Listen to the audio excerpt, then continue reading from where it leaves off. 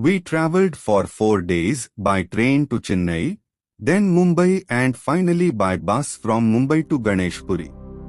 We reached Ganeshpuri around 11 am and went straight to Nityananda's abode, which was called Kailash. By then I was tired as I had not slept well, hungry, had a slight headache and was feeling very homesick since this was the first time I was travelling without my family. We were told to wait in a queue. There were at least 50 people waiting to have darshan of the saint. In half an hour, a gate was opened and we were ushered in. On an easy chair sat a rather frightening figure. He was huge with a shiny, black complexion and a shaven head and face that seemed strangely small compared to the rest of his body, especially his tight protruding belly. All he wore was a small, white loincloth and was barefoot. I was scared, for apart from his formidable physique he seemed crazy. He was muttering to himself in some incoherent language, making strange gestures with his hands and now and then breaking into chuckles for no apparent reason. The line of devotees walked past him.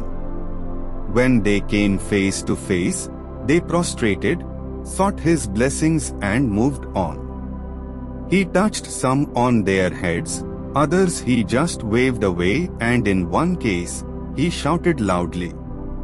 For a second, it seemed he was going to assault him, but the moment passed and the next in line stepped forward. By the time our chance came, I was shivering with fear, though my uncle held my hand.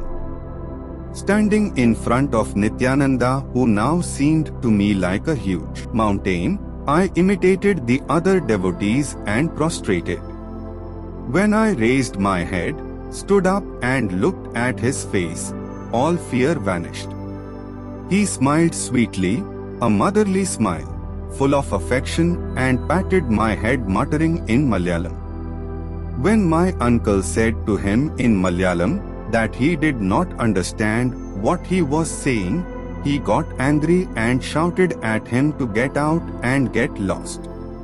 Still angry, he glared at me and then he suddenly slapped me hard on my right cheek.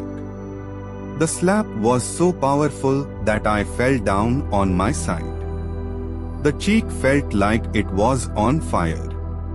I burst into tears, wailed loudly as I picked myself up. My uncle quietly led me out, consoling me saying, "It is your good luck." That was a blessing. Few people get such a blessing. Don't worry. I dried my tears with my handkerchief, but did not agree with him. What kind of blessing was that? Slapping an innocent 9-year-old. I was convinced that the saint was completely mad and that this whole journey was a misadventure. I don't know what the significance of that slap was, but I think you will discover the reason sometime later in your life. Whilst living in the Charan Paduka cave in Badrinath, Babaji taught me a certain breathing technique which was aimed at clearing the Ida Naadi, the pathway through which life energy or prana courses through the left side of the body. I practiced it to perfection and Babaji was convinced that the Ida Naadi pathway had been cleared totally. When I asked him if I had to do the same for the right side, which is called the Pingala Naadi, he laughed and said, "That was done long ago by Nityananda's slap on your right cheek.